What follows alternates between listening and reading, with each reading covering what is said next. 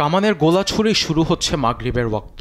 এভাবেই সিয়াম সাধনার মাসে সংযুক্ত আরব আমিরাতের দুবাইয়ে ফায়ারিংয়ের শব্দ শুনেই রোজা ভাঙছেন ধর্মপ্রাণ মুসল্লিরা।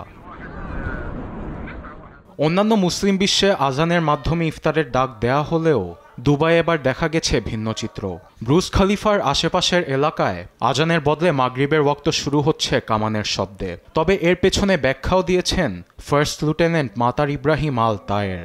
জানান, এবার রোজা ভাঙার ক্ষেত্রে দুবাইয়ে অনুসরণ করা হচ্ছে প্রায় ৭৫ বছর আগেকার প্রাচীন প্রথা। ১৯৫০-এর দিকে মসজিদে মাইকে আজানের কোনো ব্যবস্থা ছিল না, কারণ তখনও মাইক্রোফোনের প্রযুক্তি খুবই বিরল। জনসাধারণ তখন কামানের গোলার মাধ্যমেই জানতে পারত মাগরিবের ওয়াক্ত শুরু হয়েছে। সূর্যাস্তের পর চারদিকে কামানের শব্দ শোনা যেত।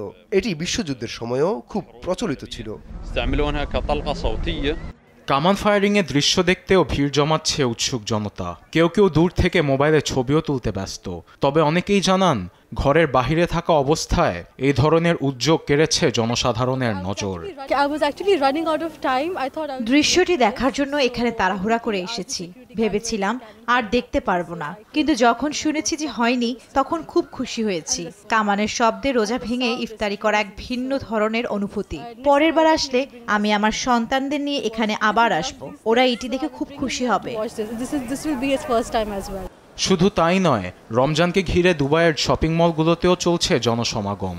বিক্রেতারা জানান, বিকিকিনিও হচ্ছে বেশ ভালোই। দোকানগুলোও সাজানো হয়েছে বর্ণিল সাজে।